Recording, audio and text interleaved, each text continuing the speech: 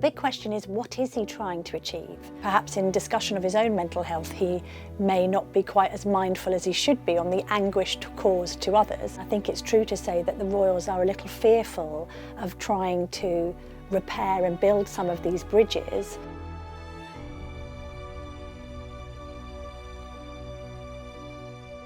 It's nothing new necessarily for Prince Harry to talk about his own feelings, to reflect on his own childhood, and equally to talk about the impact of the death of his mother, Diana, Princess of Wales. What I think perhaps has taken people somewhat aback is the volume with which he has spoken. Now, his supporters will say this is because he thinks this is a really serious issue, that it needs to be properly highlighted. Having said that, the point I think has been made that perhaps in discussion of his own mental health, he may not be quite as mindful as he should be on the anguish caused to others. Well, the big question is, what is he trying to achieve? On one hand, you can say that it's great that he's trying to achieve better awareness of mental health issues, and that he's quite happy to put his own personal experience front and centre of that campaign. And that's similar to how he and William conducted themselves in the Heads Together campaign. Both of us have always been open to each other, saying, you know, we've never really talked about it. We've never really talked about losing a mum at such a young age. There are some, however, questioning the wisdom of him effectively outpouring a lot of negative emotions, some might say, towards his family over in the UK. And some of the talk has been, you know, what good can come of this? And equally, is there a contradiction there? In one hand, being willing to share these intimate thoughts with podcast hosts or chat show hosts that he barely knows, while at the same time seemingly remaining disenfranchised from his own family, not in touch particularly closely with his own brother, and clearly also having ongoing issues with his father.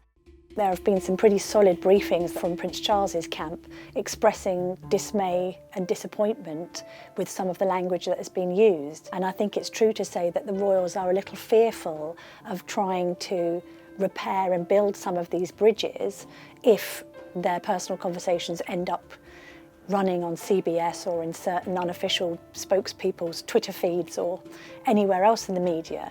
And that in turn seems counterintuitive.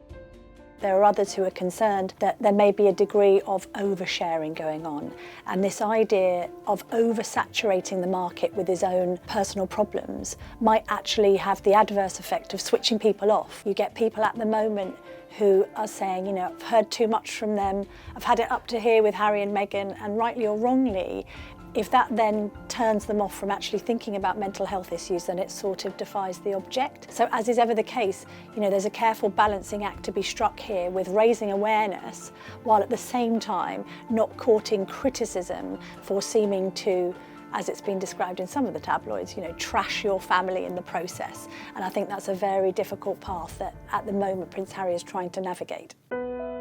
From Prince Harry's point of view, I think he wants to control the narrative. That's why he's doing these long-form podcasts. It's the same reason why he's got this control over the Apple TV series with Oprah Winfrey.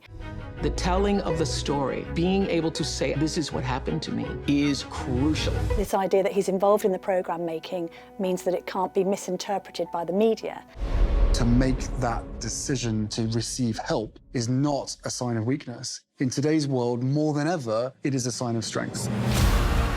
Having said that, if there are sound bites that come out of any of these projects, then the media is going to latch onto them, and those are going to create the headlines, because you can't rely on everybody watching or listening to something from beginning to end. You know, some people only want the highlights.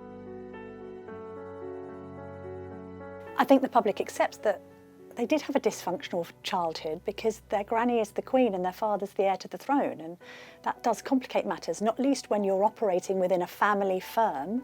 Also, I suppose there's this other juxtaposition, which is on one hand, him wanting to tell the world about these difficulties that he's faced and how they're still plaguing his adult life, and yet on the other, a seeming reluctance to try and patch things up with his nearest and dearest in the royal family in a bid to make things much more positive for the future. Of course, there's hopes for reconciliation and repair on both sides, but I suppose it does beg the question how easy that becomes when you have more and more of these outpourings, which only seem to imply a degree of wrongdoing on behalf of the royals. We know it's a good thing to discuss mental health. We do a lot about mental health on the newspaper, in the Telegraph. We've got a lot of stories about it online.